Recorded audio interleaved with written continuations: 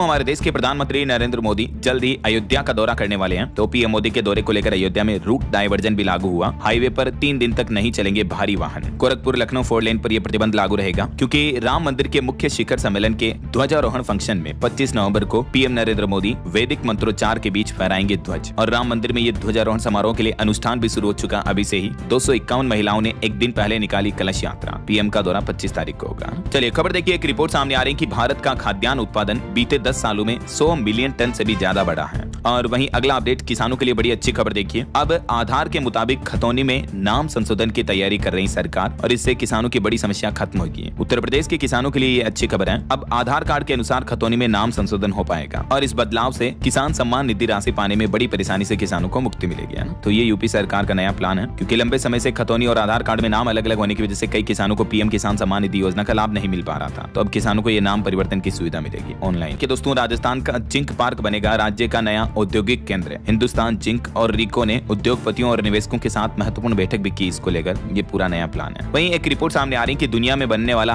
हर 5 में से एक आईफोन अभी भारत में मैन्युफैक्चर हो रहा है और घरेलू स्तर पर भी भारत में आईफोन की बिक्री बढ़ रही है। बीते कुछ सालों में made in India Apple iPhone का प्रोडक्शन काफी ज्यादा बढ़ा है ना। चलिए खबर देखिए, बिहार के 27,000 शिक्षकों के लिए खुशखबरी आई। नए साल 2026 से पहले उन शिक्षकों को अपनी पसंद के स्कूलों में पोस्टिंग मिल पाएगी। शिक्षकों के ट्रांसफर को लेकर बिहार शिक्षा विभाग की तरफ से नई गाइडलाइंस जारी की गई है, जिसके मुताबिक पोस्टिंग 31 दिसंबर तक मिल जाएगी। तो हजारों शिक्षकों के लिए राहत की खबर है। और वहीं देखिए बड़ी खबर, मेडिकल कॉलेजों में एंटी नेशनल गतिविधियों पर अब रोक लगेगी। एनएमसी की तरफ से नई गाइडलाइन बनकर तैयार हुई। हाल ही में जो दिल्ली ब्लास्ट से जुड़ा मामला आपको पता होगा अल-फलाह यूनिवर्सिटी में देखने को मिला, उसके बाद एनएमसी यानी नेशनल मेडिकल कमीशन की तरफ से नया प्लान बनाया गया है। मेडिकल कॉलेजों के लिए नई गाइडलाइन जारी की जाएगी, जिसमें एंटी नेशनल यानी राष्ट्र विरोधी गतिविधियों पर रोक लगाने और सामाजिक जिम्मेदारियों का पालन करने पर जोर दिया गया है। तो जैसे ही इसकी नई गाइडलाइंस आएगी कि देश की राजधानी दिल्ली दुनिया का सबसे प्रदूषित शहर बन चुका है। दिल्ली का AQI कई जगहों पर 506 के भी ऊपर चल रहा है और इसके बाद अब दिल्ली के सभी स्कूलों में स्पोर्ट्स इवेंट पर भी रोक लगा दी गई है। अभी एक दिन पहले आपको पता होगा सुप्रीम कोर्ट ने भी आदेश जारी किया, दिल्ली के स्कूलों में सभी आउटडोर खेल एक्टिविटीज पर रोक रहेगी। बढ़ते प्रदूषण के चलते ये फैसला लिया गया है। और खबर देखिए, मेक्सिको की फातिमा बोस बनी मिस यूनिवर्स। एक वक्त ये बेवकूफ कहे जाने पर सेरेमनी भी छोड़ दी थी, लेकिन आखिरकार इन्होंने मिस यूनिवर्स 2025 का खिताब अपने नाम हासिल कर लिया है। हालांकि भारत की मणिका विश्वकर्मा जो है टॉप 30 तक ही पहुंच पाई। भारत के मणिका विश्वकर्मा भी मिस यूनिवर्स का ताज हासिल करने के काफी नजदीक तो पहुंच गई थी, लेकिन आखिरकार चूक गई। ये दिल्ली यूनिवर्सिटी से फाइनल ईयर की स्टूडेंट्स हैं, सर्टिफाइड क्लासिक डांसर भी हैं और पेंटर भी हैं। फिर भी इनकी मेहनत को सैल्यूट। और मेक्सिको जो कि मिस यूनिवर्स बनी, इनका भी जीवन काफी परेशानियों भरा रहा है। जब ये मिस मेक्सिको बनी थी तब भी काफी विवाद हुआ था, बावजूद उसके इन्होंने ये अचीवमेंट हासिल किया। मैंने कांग्रेट्स। चलिए अगला अपडेट देखिए, सोने चांदी के भाव पर खबर आ रही कि सोना 585 रुपए चढ़कर 1,23,146 रुपए प्रति 10 ग्राम पर पहुंच चुका है। वहीं चांदी 3,000 रुपए तक सस्ती हुई। इसी साल अब तक गोल्ड 47,000 बढ़ चुका है और चांदी 65,000 रुपए तक महंगी हो चुकी है। खबर देखिए दोस्तों, एक चौंकाने वाली रिपोर्ट सामने आ रही है भारत में महिलाओं को लेकर। देखिए 30% महिलाओं ने अपने पार्टनर से हिंसा झेली है, जिसमें 15 साल से लेकर 49 साल तक की एज ग्रुप की हर 5वीं महिला पीड़ित है। वैसे ये आंकड़ा दुनिया भर में भी हैरान करने वाला है कि दुनिया भर में 84 करोड़ महिलाओं के साथ सेक्सुअल एब्यूज भी हुआ है। ये रिपोर्ट्स और डेटा खुद WHO यानी वर्ल्ड हेल्थ ऑर्गेनाइजेशन की तरफ से जारी किए गए, जिसके मुताबिक भारत में तो हर 3 में से एक यानी लगभग 30% महिलाएं किसी न किसी तरीके से अपने पार्टनर के वायलेंस का शिकार हुई है। पार्टनर में चाहे पति हो सकता है, लिव इन पार्टनर हो सकता है, उनका लवर्स हो सकता है, तो उनके जरिए वो मानसिक, आर्थिक और यौन हिंसा की शिकार हुई है। ये डेटा बताते हैं वाकई में कि आज भी हमारे देश में महिलाओं पर कितना अत्याचार होता है और कितनी असमानता होती है।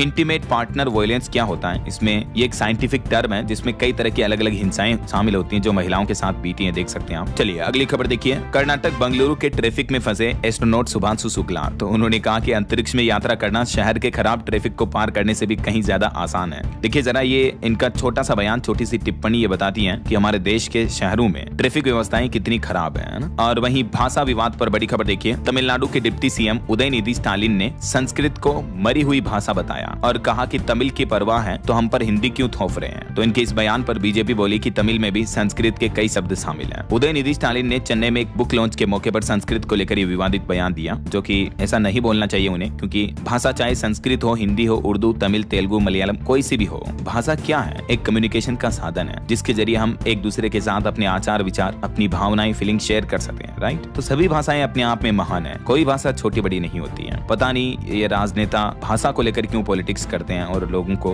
भ्रमित करते हैं अपनी राजनीतिक रोटियां सेकने के लिए। क्या कहना चाहोगे दोस्तों आप ऐसी गंदी पॉलिटिक्स पर? आप